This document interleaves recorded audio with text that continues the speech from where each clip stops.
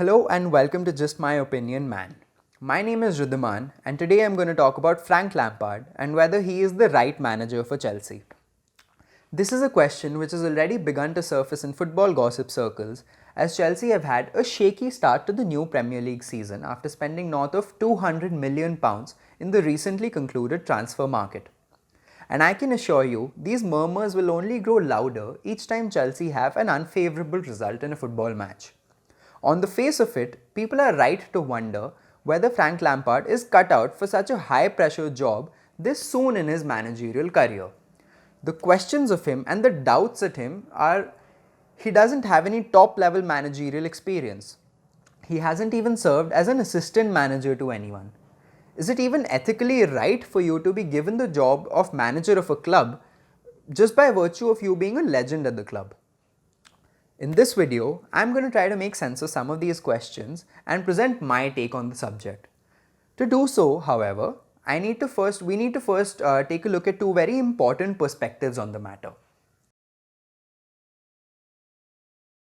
The first one is Chelsea Football Club's perspective.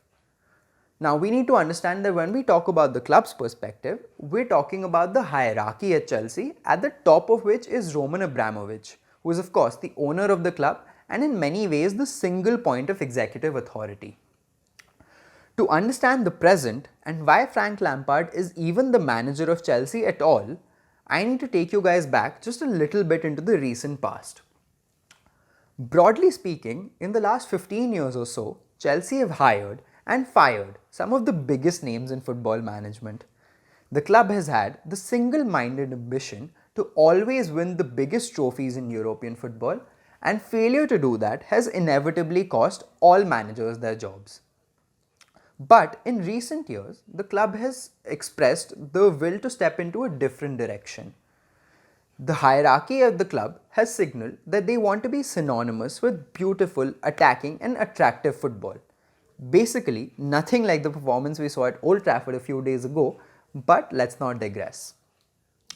To achieve this ambition, in 2018, Chelsea replaced a serial winner but a pragmatist like Antonio Conte with Maurizio Sarri, a manager who hadn't won any trophies in his career up to that point, but whose Napoli side was famous for playing his brand of stylish and beautiful attacking football. It never quite worked out for Sarri and Chelsea. It always felt like a relationship that was rushed into by both parties, and the red flag started to appear soon after a short-lived honeymoon period. Chelsea did win a Europa League trophy that season, but on the whole, Sarri could not implement his style with the squad that he had at his disposal, and Chelsea fans could never quite come to love him like previous managers at the club. Eventually, with a transfer ban placed on the club and their best player in Eden Hazard leaving the club, the signs of a difficult season were coming up ahead. So Sarri and Chelsea then agreed to part ways. Chelsea now had to go back to the drawing board, and Sarri, I believe, was only ecstatic to go back to Italy, where a packet of cigarettes is much cheaper than in London. So now Chelsea Football Club is in a predicament. What do we do now? Whom do we hire? Will any manager even want to come into this club where job security is notoriously bad? And what about all the dreams of our football project? Attacking, dynamic football, all of that. Should we just hire someone to give us stability for a couple of years? Well, Chelsea decided to do the exact opposite. Instead of giving up on the project, Chelsea went all in on it. In comes Frank Lampard, a man who knows the club through and through and knows where the club wants to be. He has a vision of using young players to play fast, attacking, attractive football. He hasn't got much experience to speak of, but in his one previous season in professional management at Derby County the previous season, he tried to do at least exactly that. The club knows that he brings an air of positivity, hope and excitement. They know that fans at least will be more patient with Lampard than anyone else in the world. After all, he is one of the fans' own, right? And they really want him to succeed. And on the footballing side of things, the club has to be aware that he will need time in the job. Which brings us to the present now. Frank Lampard has delivered beyond expectations to get Chelsea into the top 4 last season.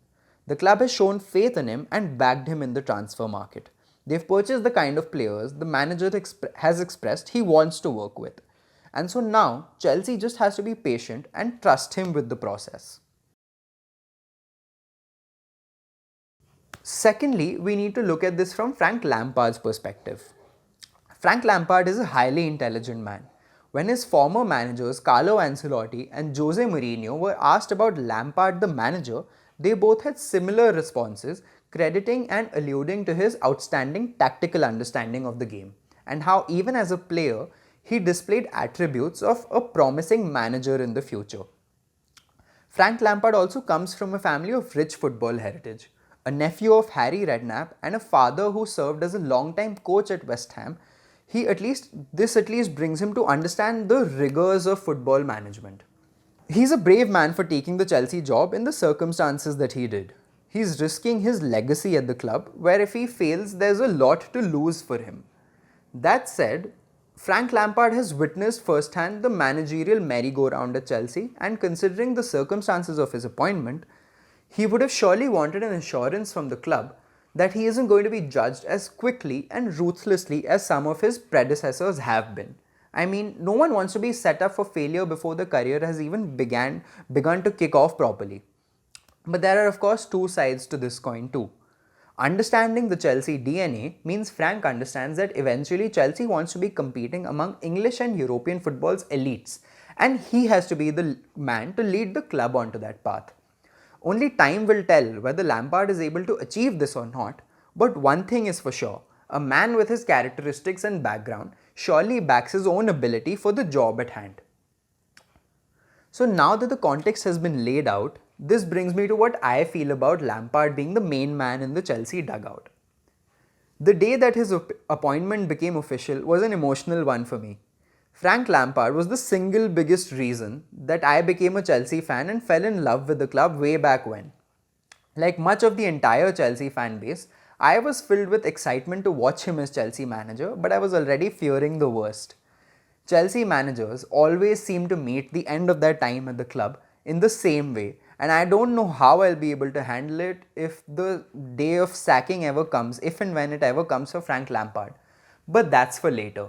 Speaking of the present, Lampard has done a commendable job at the club thus far. The one clear positive under his reign so far has been the free scoring nature of the side. Chelsea have found multiple avenues of getting goals in games, and that's a trend I expect to continue with the attacking firepower that he has at his disposal. That said, Lampard has to continue to evolve as a football manager. Conceding goals from set pieces and crosses from wide areas in open play, conceding goals from defensive transitions, conceding goals due to individual errors, match management within games, the record at Stamford Bridge and the record against the top 6 rivals are all areas where there is clear room for improvement. The top clubs in modern football seem to want to establish a clear-cut identity of how they want to play football regardless of who their opponents are. It's the old proactive versus reactive approach to football. But Lampard's Chelsea so far have been a malleable unit, adapting and responding to the needs of each game and the opponent they're facing. I personally don't see too much wrong with that approach. Sir Alex Ferguson's Manchester United achieved remarkable success the exact same way for over 20 years, and in the present day, Zinedine Zidane's Real Madrid don't seem to be doing badly with the same approach either. The main point is that any football project worth establishing needs time, which is why judging Lampard's credibility without giving him time is a premature judgment.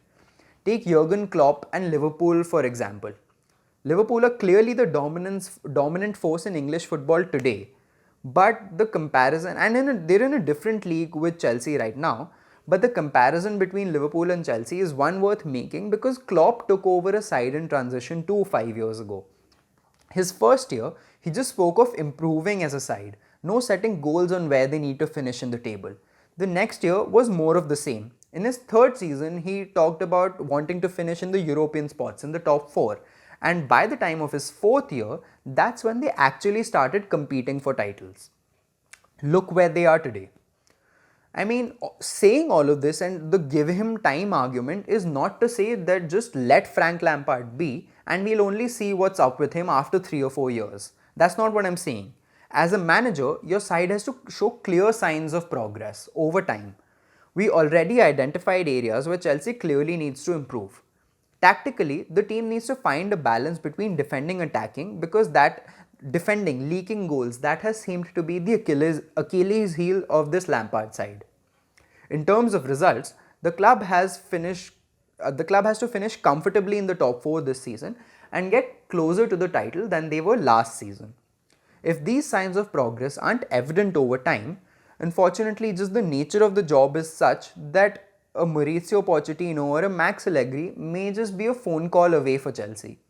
But I really hope Lampard is up to the task. In fact, I strongly believe he is the man to take the club forward.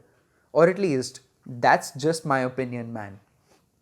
So that brings an end to this video, and if you liked what you heard and haven't subscribed to our YouTube or Instagram yet, please do so, and if you've already subscribed, please share this with your friends, because that really helps keep us going, and keep an eye out for more of these coming in the future. Thank you for listening.